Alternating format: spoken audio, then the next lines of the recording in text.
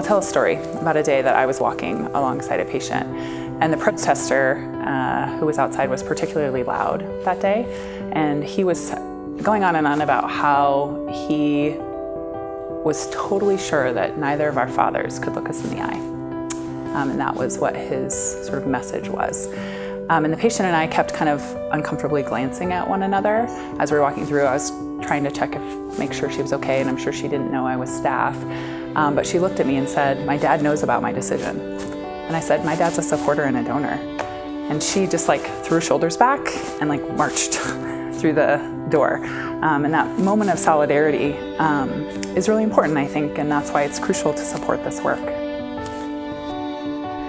I really think when they questioned my motherhood by bringing my son with me into the health center, I think that really stuck with me, that trying to get the access, trying to get health care, trying to make sure that I'm safe, my body is safe, so that I can be there for my son, and to be ashamed that I should be ashamed for something like that is crazy.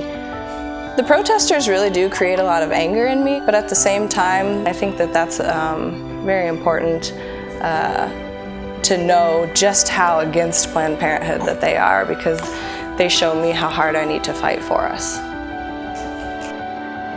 As a person of faith, I see these other people using faith in such an exploitative way, in such a harmful way, that is completely at odds with the teachings of my Christian tradition.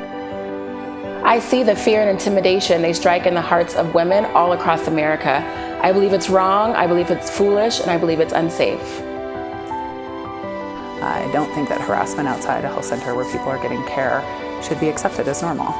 The idea that 1 in 3 women in this country have an abortion, and that a small, vocal, and actually violent minority can rule the narrative is totally unacceptable. We need to have a conversation in this country about why we still need to have this conversation. And the way to do that is by supporting Planned Parenthood. I can't imagine an organization that represents women's rights more than Planned Parenthood. I pledge for sex education. I pledge for humanity. I pledge for bringing sex and sexuality out of the shadows. I pledge for absolute equality for women.